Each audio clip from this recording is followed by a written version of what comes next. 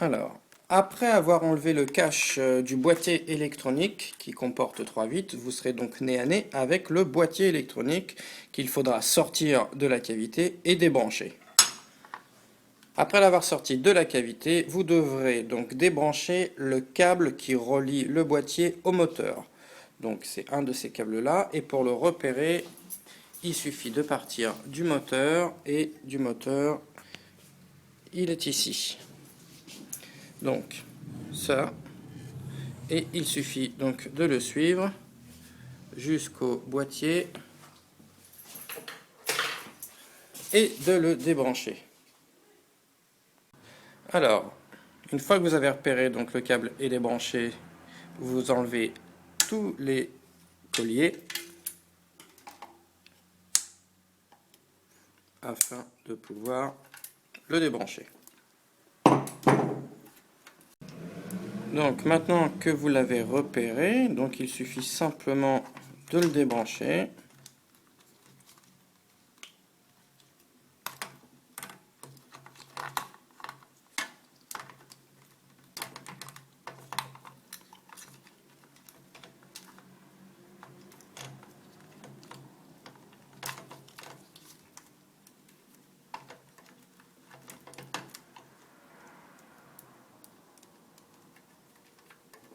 Voilà, donc le câble qui relie le petit boîtier au moteur est débranché.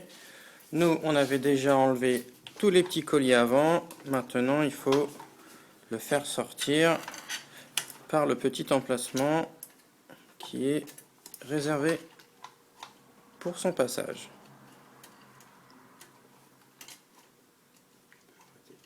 Donc le trou qui permet le passage du câble qui relie le moteur est un trou qui fait passer tous les autres câbles aussi. Donc il se peut que le passage soit un peu petit, donc n'hésitez surtout pas à débrancher d'autres connecteurs et de les faire sortir afin de laisser la place pour faire sortir le gros connecteur du moteur. En ayant préalablement bien évidemment repéré les connexions.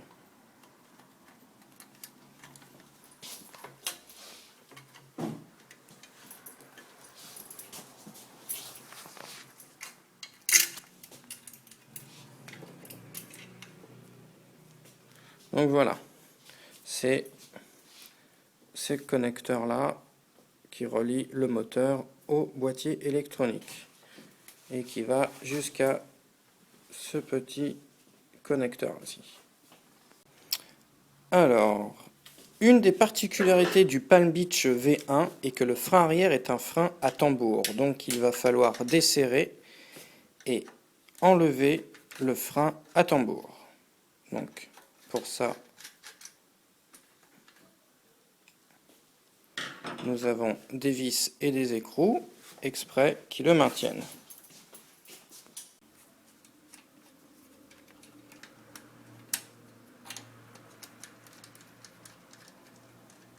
Donc ça, c'est l'écrou du câble.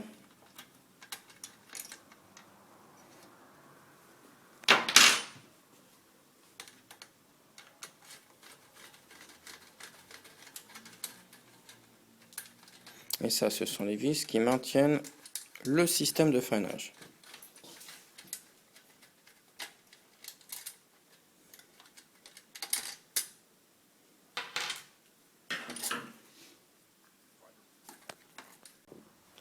Alors, une fois donc le tambour de frein dévissé et desserré, il suffit simplement d'enlever les axes de roue pour atteindre la roue.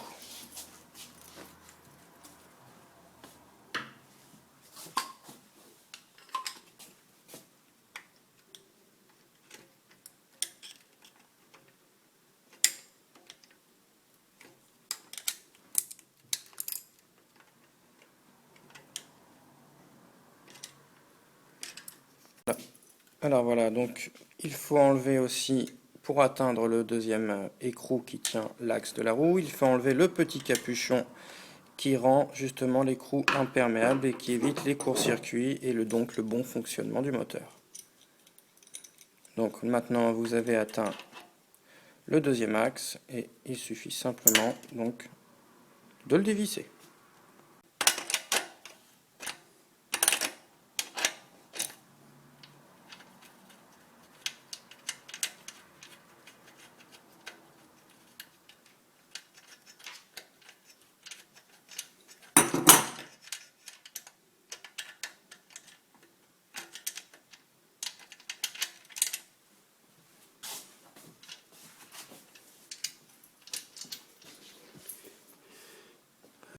Alors, donc quand vous démontez donc les axes de la roue, il faut faire attention à toutes les petites pièces parce qu'elles ne sont pas disposées symétriquement.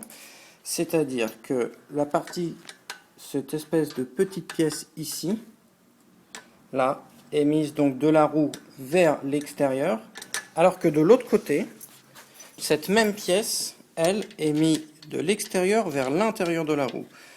Voilà, mais bon, ça, maintenant que je vous l'ai dit, on n'aura plus de soucis là-dessus. On est passé par toutes les étapes afin de pouvoir enlever la roue arrière et de changer ce qu'il y a à changer, soit la roue, on commence, et de changer ce qu'il y a à changer, soit le pneu, soit la chambre à air, soit les deux.